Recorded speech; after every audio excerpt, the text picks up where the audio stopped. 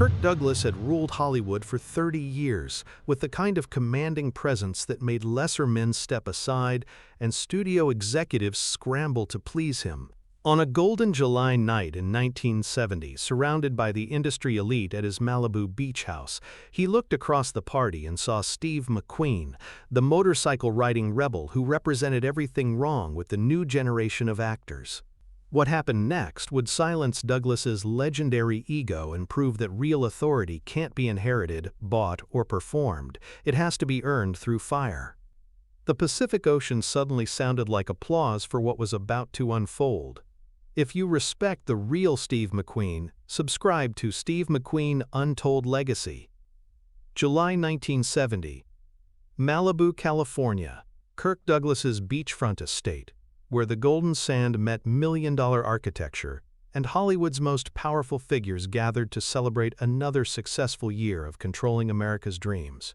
The party sprawled across terraces that overlooked the Pacific, filled with directors, producers, agents, and stars whose combined influence could make or break careers with casual conversations over expensive champagne.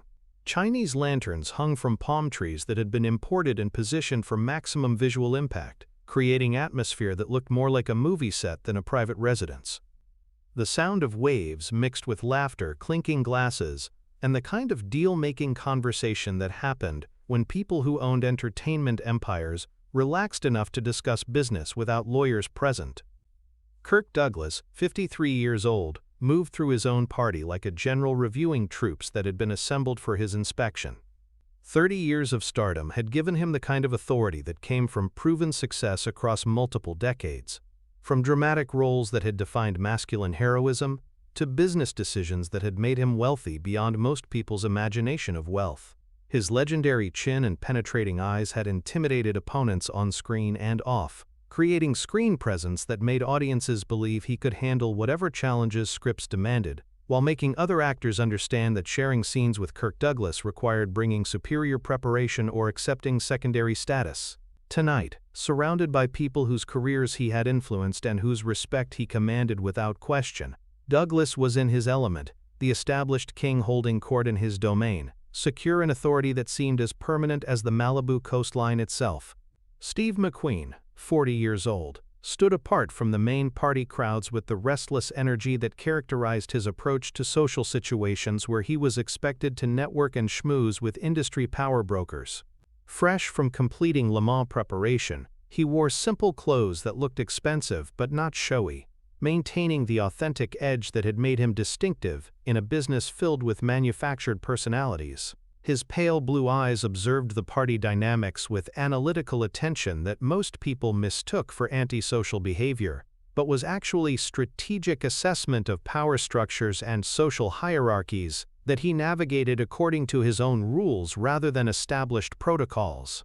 McQueen understood that he was witnessing the entertainment industry's version of aristocracy, people who had achieved success through talent, ambition, and favorable circumstances, now enjoying privileges that came with controlling popular culture. But his background had taught him that inherited authority was temporary, and earned authority was permanent, and the two weren't always the same thing. The confrontation began subtly, as most Hollywood conflicts did, through comments made within hearing range of multiple witnesses who could spread the story through industry networks that thrived on competitive tensions between major personalities. "Look at that," Douglas remarked to a small group of producers and directors who surrounded him like courtiers attending royalty, his voice carrying easily across the terrace. Steve McQueen, Hollywood's latest motorcycle rebel, trying to look dangerous at a beach party. The comment was delivered with theatrical timing that made it clear Douglas expected laughter and agreement from people who understood the entertainment business, according to hierarchies that placed established stars above newer arrivals, regardless of their current box office success. Pretty boy with a leather jacket, thinking he can intimidate people who were making movies when he was still in reform school, Douglas continued, his tone carrying the casual cruelty that powerful people sometimes use to maintain their position by diminishing others. The group around Douglas laughed appreciatively, understanding that they were expected to enjoy their host's demonstration of social dominance over someone whose success threatened traditional power structures that had served their interests effectively for decades. But the laughter died when McQueen walked directly toward Douglas with movements that suggested he'd heard every word and decided that response was necessary rather than diplomatic. "Kirk," McQueen said quietly, his voice carrying across the suddenly quiet terrace with authority that made everyone present understand they were about to witness something that transcended casual party conversation. "Steve, enjoying the party? Though I suppose this isn't your usual scene. More accustomed to pool halls and motorcycle shops than civilized entertainment industry gatherings." Civilized is an interesting word choice. How so? "Because I'm wondering what's civilized about talking about someone within hearing range instead of addressing them directly." The challenge was delivered with controlled intensity that made Douglas understand he was no longer playing to a friendly audience, but confronting someone who didn't recognize his established authority and wasn't impressed by 30 years of Hollywood success. "Just making conversation among friends about the changing nature of our business. Nothing personal. Everything's personal when you make it about character instead of capability." "And you think I was questioning your character?" "I think you were questioning whether I belong in the same company as people who've earned their success through decades of proven achievement." Douglas smiled with the confidence that came from numerous similar encounters, where his reputation and experience had overwhelmed challenges from younger actors who thought current popularity gave them equal status with industry legends. "Steve, you've had a good run, really impressive box office numbers, genuine screen presence, authentic rebellious image that audiences seem to respond to. But success and authority aren't the same thing. How do you define authority, experience, longevity, respect earned through consistent performance across multiple decades, and various challenges that separate genuine stars from temporary attractions, who capture public attention briefly before being replaced by the next fashionable personality? And you think I'm a temporary attraction? I think you're talented, marketable, and probably more authentic than most of the pretty boys who've tried to build careers on attitude rather than ability. But I also think you mistake current popularity for permanent achievement." The conversation had drawn attention from other party guests who sensed dramatic tension that might escalate beyond polite professional disagreement into something that would be discussed in industry circles for years. McQueen looked around at the assembled crowd of producers, directors, agents, and stars who were watching this encounter like spectators at a contest where the outcome would influence future power dynamics throughout the entertainment business. "Kirk, can I ask you something in front of these witnesses?" "Certainly. What do you think gives you authority over me or anyone else here tonight?" 30 years of proven success, professional respect, and the kind of industry influence that comes from earning your position through sustained achievement rather than temporary popularity. "And what do you think gives me the right to challenge that authority?" Douglas's expression showed the first sign of uncertainty, understanding that McQueen was leading him toward territory where established answers might not provide adequate defense against questions he hadn't anticipated. "I'm not sure you have that right, frankly."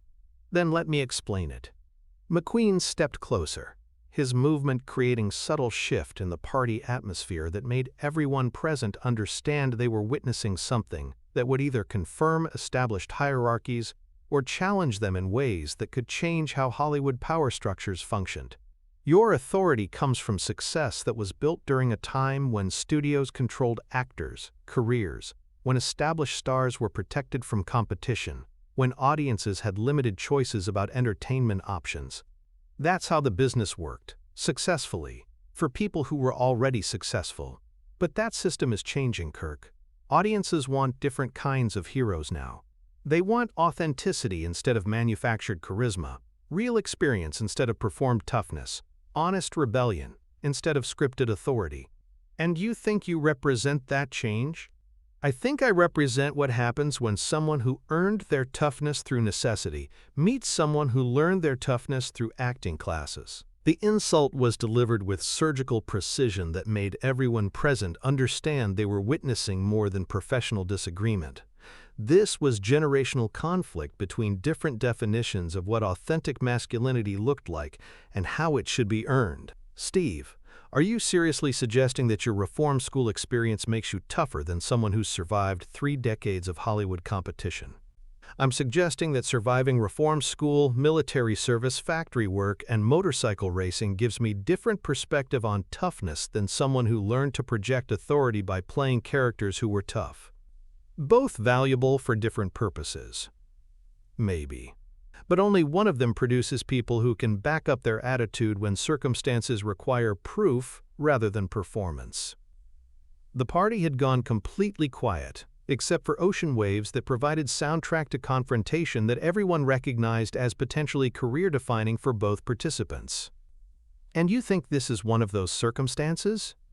I think you created one of those circumstances when you decided to question my legitimacy in front of people whose respect matters to both of us.